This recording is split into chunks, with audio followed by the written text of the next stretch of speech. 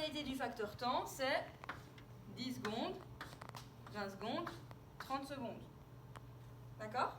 Donc je ne peux pas dire que tous ces 6 scores sont dans une seule et même modalité du facteur temps. Il y en a bien dans chacune des conditions. Et donc c'est pour ça que je sais que le facteur temps de présentation est un facteur intra et que donc les mesures répétées sont croisées autour des modalités de ce facteur. Ça va? Et par rapport au facteur type? Bah oui, pareil, puisqu'il y a 3 mesures répétées dans la condition aléatoire et 3 dans la condition ordonnée. Et donc, mes mesures répétées sont bien croisées autour des modalités de 2 facteurs, et c'est comme ça que je comprends que je suis en présence d'un plan croisé et pas d'un plan mixte ou niché. D'accord? ANOVA, 2 facteurs, mesures répétées, plan croisé. Alors attention, si vous repensez à ce qu'on avait vu au TP 10-11-12 en BA2, on vous avait expliqué que c'est pas toujours pertinent de prendre 2 facteurs en même temps en compte dans un design, parce que ça complique les choses.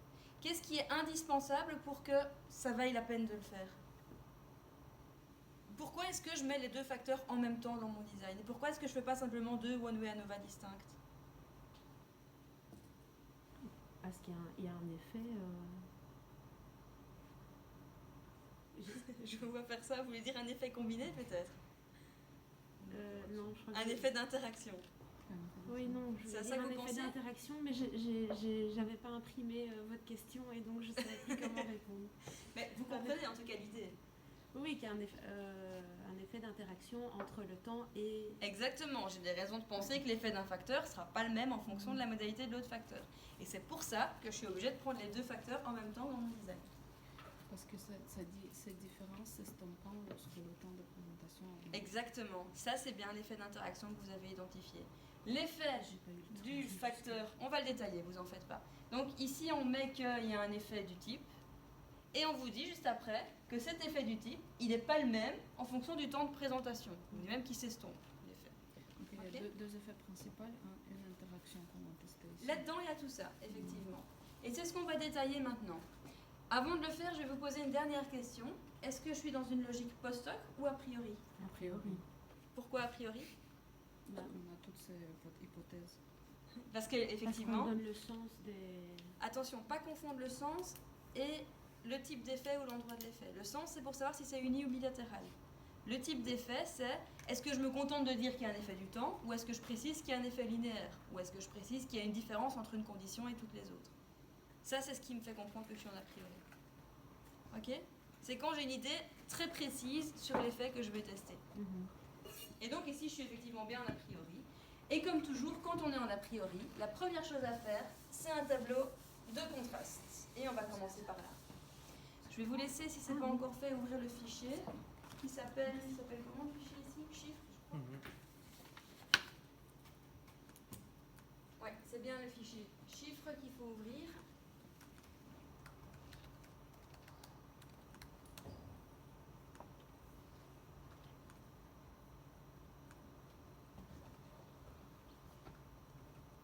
Ça me fait bizarre. Je dois faire un effort pour ne pas oublier que je peux pas. Bon. C'est bon, vous avez le fichier? Ok, je vous laisse encore le chercher. Parce que j'essaie de...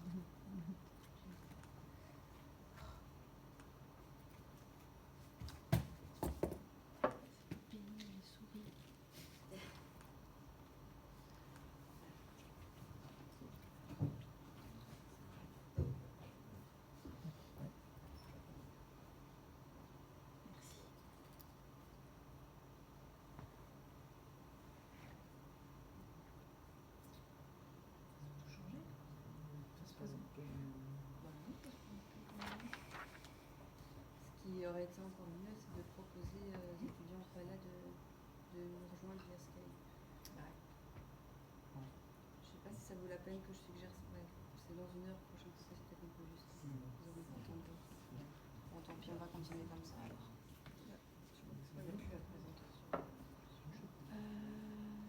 Bon, ben remarquez déjà une chose, c'est que la présentation n'est pas la même que ce que vous avez l'habitude de voir, puisque cette fois, il y a 6 conditions. J'ai 6 colonnes.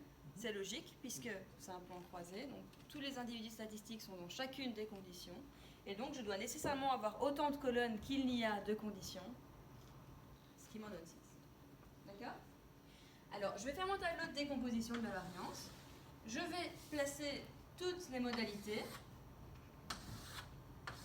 Et comme toujours, je vais me poser 2 questions par rapport à chacun des contrastes définis, qui seront: quelles sont mes attentes? Est-ce que je m'attends à rejeter l'hypothèse nulle, à ne pas la rejeter, ou est-ce que dans l'énoncé, j'ai aucune information qui me permet de décider?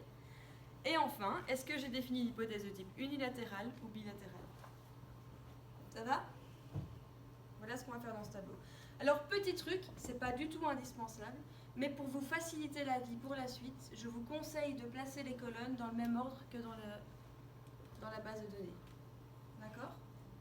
Donc, si vous regardez la manière dont les conditions sont décomposées, j'ai d'abord les 3 conditions qui se rapportent à la modalité aléatoire, et ensuite les 3 conditions qui se rapportent à la modalité ordonnée. J'ai donc coupé d'abord les conditions en fonction du facteur type. Et pour cette raison, je vais faire la même chose dans mon tableau.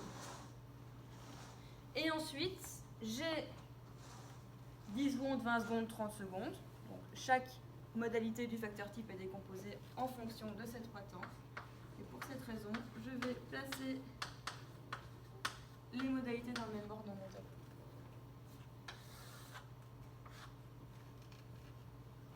De nouveau, c'est pas obligatoire, c'est juste que plus tard, vous aurez des manips à faire dans la base de données. Si vous respectez l'ordre de présentation de la base de données, vous ne devrez pas réfléchir à dans quel ordre vous devrez entrer les différents chiffres. Il suffira de les mettre de gauche à droite. Ça évite une source de distraction.